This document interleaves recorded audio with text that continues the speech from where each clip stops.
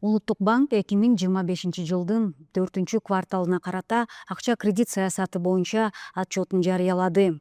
Бул отчеттогу негизги көрсөткүчтөр боюнча Улуттук банктын акча кредит саясат башкармалыгынын башчысы Айнура Мамбеткул кызына кайрылдык. Саламатсызбы, Айнура? Биринчи суроо ушу Кыргызстандагы учурдагы баалардын динамикасы тууралуу токтолуп кетсеңиз жана инфляцияга кандай факторлор таасирин берүүдө? Рахмат сурооңузга. Азыркы учурда инфляциянын факторлору жөнүндө сөз кылган болсом, биринчиден статистикалык маалыматты берип кетейин. Азыркы учурда 20 февралга карата инфляциянын деңгээли жыл башынан бери 1,8% түздү. Ал эми жылдык маанидеги көрсөткүчү 9,6% түздү. Ал эми былтыркы жылдын жыйынтыгы боюнча декабрь айында, 25-жылдын декабрь айында инфляциянын деңгээли 9,4% түзгөн болчу. Былтыркы жылдын ичинде негизи проинфляциондук факторлор деп коебуз. Инфляцияны жогорулашына алып келген факторлордон негизгиси болуп, бул тышкы факторлор болду. Тышкы факторлор негизинен 25-жылдын ичинде геосаясий факторлорго ылайык өзгөрмөлүү болуп сакталып келген. Тышкы дүйнөлүк азык түлүк рынокторунда баалык динамикасы жогору болуп, биринчи жарым жылдык ичинде, 25-жылдын ичинде. Ошондой эле тышкы рыноктордо биз импорттоп алып келүүчү товарларды алып келген рынокторду караган болсок, биздин өнөктөш өлкөлөрүбүздө дагы инфляциянын деңгээли жогору болгон. Тактап айтканда Казакстан, Өзбекстан, буга чейин Россия да болуп келген. Бул өлкөлөрдөн биз импорттоп товарларды алып келгендигине байланыштуу импорттолгон товарлардын баасы жогору болгон. Анын кесепетинен ички инфляция дагы жогору деңгээлде болгон. Ошондой эле былтыркы жылы өзүңүздөр билесиздер, күйүүчү майлоочу майлардын дагы баасы өскөн. Экинчи жарым жылдыгынан баштап бул тышкы рыноктордогу жагдайга ылайык ушундай себеп болуп келген. Ошондой эле экономиканын ичинде суроо талаптын да жогору болушу байкалууда. Ал эми суроо талаптын жогору болушу бул негизинен калктын айкын акысы дагы реалдуу көрсөткүчтөрү жогору болуп тургандыгына байланыштуу. Элдин алып алган доходтору деп коебуз, кирешелери да жогору болгондугуна байланыштуу бул да өзүнүн басымын берген. Бирок ички факторлор бул биздин болжолдордун чегинде болуп, алар орточо деңгээлде болгон. Негизгисинен бул тышкы факторлор келип таасир берген. Азыркы динамиканы жана айтып кеттим го, азыркы инфляциянын деңгээли 1,8% түзүп атат деп 2 айдын ичинде, 20 февралга карата. Мунун түзүмүндө негизги салымды кызмат көрсөтүүлөр берип атат азыркы учурда. Ал эми азык түлүк товарларына болгон баалардын өсүш темптери басаңдоодо.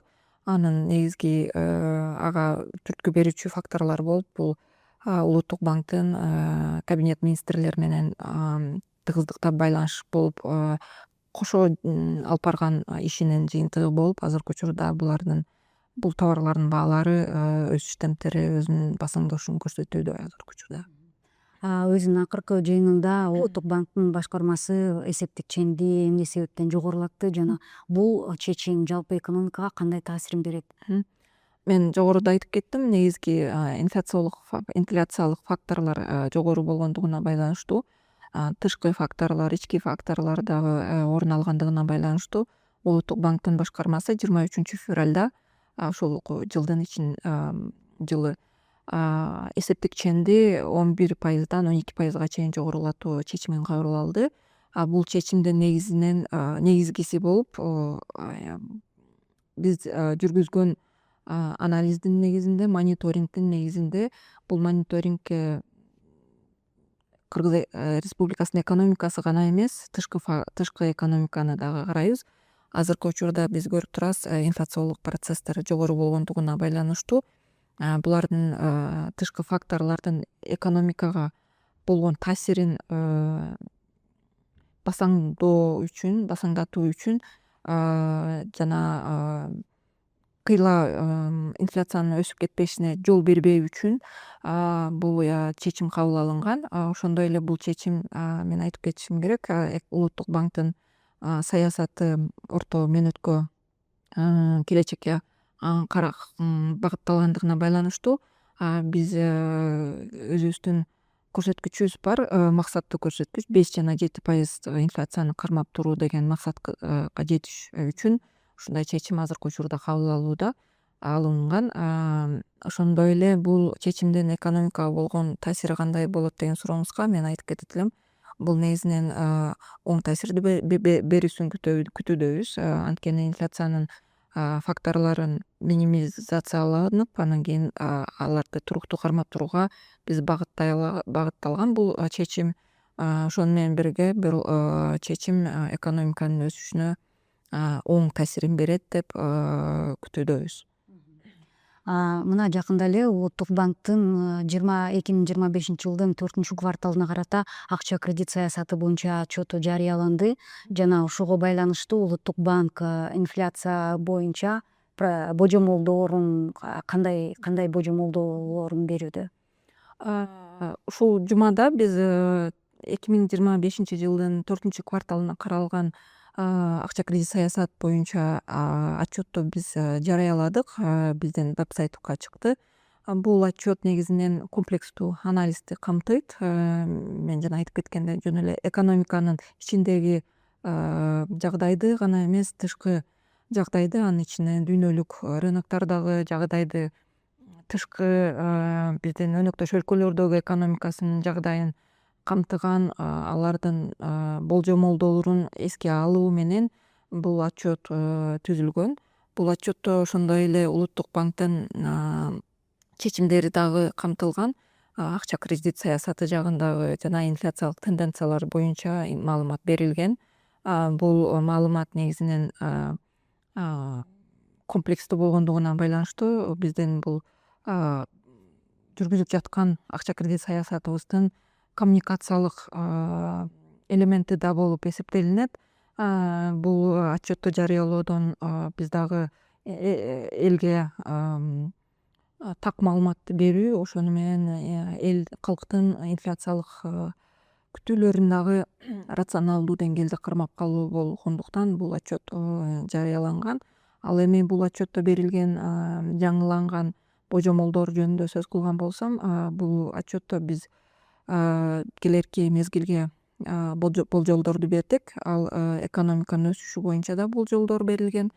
Биздин азыркы баа берүүлөрүбүз боюнча ушул жылдын ичинде 26-жылдын аягына чейин экономикада жогору деңгээлдеги өсүш күтүлүүдө.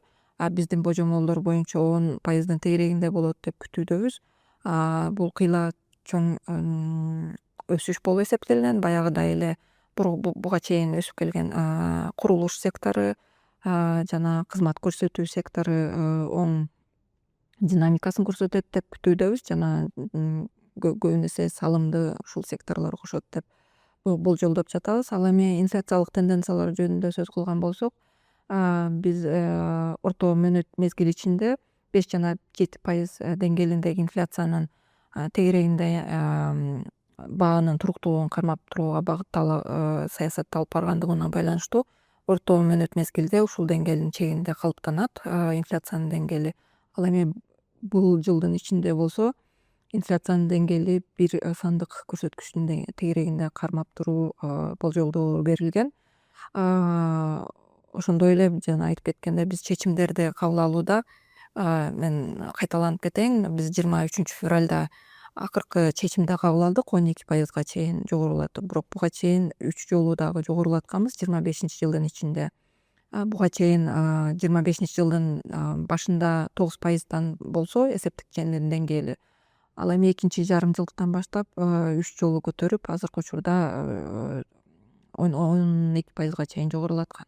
Бул негизги чаралар инфляциянын жогору болуп кетпесине, ошондой эле ички экономикадагы жагдайды туруктуу кармап турууга багытталган чечимдер болуп эсептелинет. Акча кредит саясатында дагы эсептик ченден башка дагы башка инструменттер бар. Анын бул акча массасын жөнгө салуу чаралары да кирет. Ошондой эле валюта рыногундагы жагдайды туруктуу сактап туруу дагы биздин негизги чаралардын бири болуп эсептелинет. Бул комплекстүү чаралар менен биз өзүбүздүн максаттык көрсөткүчкө орто мөөнөт мезгилде жетебиз деп үмүттөнөбүз. Маалымат менен бөлүшкөнүңүз үчүн сизге ыраазычылык билдиребиз. Ал эми урматтуу биздин көрүүчүлөр, акча кредит саясаты боюнча отчет тууралуу толук маалыматты Улуттук банктын расмий сайтынан тапсаңыз болот. Көңүл бурганыңыздар үчүн рахмат.